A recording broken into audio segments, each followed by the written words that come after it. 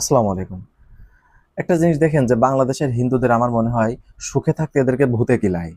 আর এদের ভূত হচ্ছে হাতে গোনা কিছু মানুষ। তার ভিতরে এরকম মহিলা মানে যারা এখন খুব গলাবাজি করতেছে। এরা হচ্ছে হিন্দুদের জন্যই সুখে থাকতে ভূতে কিলানো এই ভূত। মানে হিন্দুরাও একথা অকপটে স্বীকার করে যে আমরা বাংলাদেশে অনেক ভালো আছি। এখানে কোনো দাঙ্গা হাঙ্গামা নেই বা মুসলিমরা আমাদের উপরে কোনো জোর জবরদস্তি করে না, আমাদেরকে মারে না, ধরে না, চাঁদাবাজি করে না। একথা হিন্দুরাই স্বীকার করে। তো এই যে যে মানুষগুলো এখন আছে হিন্দুদেরকে আসলে এরা এরা উস্কানি দিচ্ছে। এরা আসলে হয়তোবা কোনো দেশের ইন্ধনে বা বিশেষ কোনো কারণে হয়তো এরা এই কাজগুলো করে। তা না হলে এরা খামাখা একটা শান্ত জায়গাকে এরা অশান্ত করার দায়িত্ব এরা কেন নেবে? এরা যে সমস্ত কথাবার্তাগুলো বলে একেবারে অযৌক্তিক। সম্প্রতি এই মহিলা এমন একটা বক্তব্য দিয়েছে যে এই দেশ থেকে এই দেশটাকে তারা আলাদা করবে, যেটাকে হিন্দুদের জন্য আলাদা একটা জায়গা করা হবে।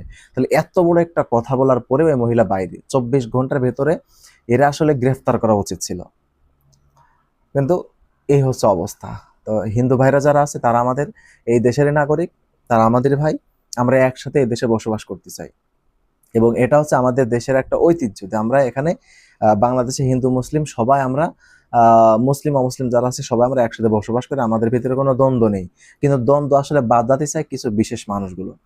হিন্দু ভাইরা যারা আছে তারা আসলে তাদের আসলে এই সমস্ত মানুষগুলো থেকে মানে দূরে থাকা উচিত। এদের কথা কোনোভাবেই কানে নেওয়া যাবে না। যদি কানে নেন তাহলে আমাদের ভিতরে একটা অশান্তি তৈরি হবে।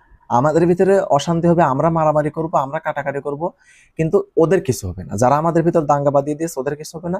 ওরা কিন্তু ঠিকই ওদের আসল যে জায়গা, আসল যে শিকড়, সেখানে গিয়ে ঠিকই তারা কিন্তু সুন্দর জীবন যাপন করবে। কিচ্ছু মনেই হবে না তাদের, কোনো সমস্যা নেই তাদের। ওখানে বসে বসে ওরা খেলা দেখবে।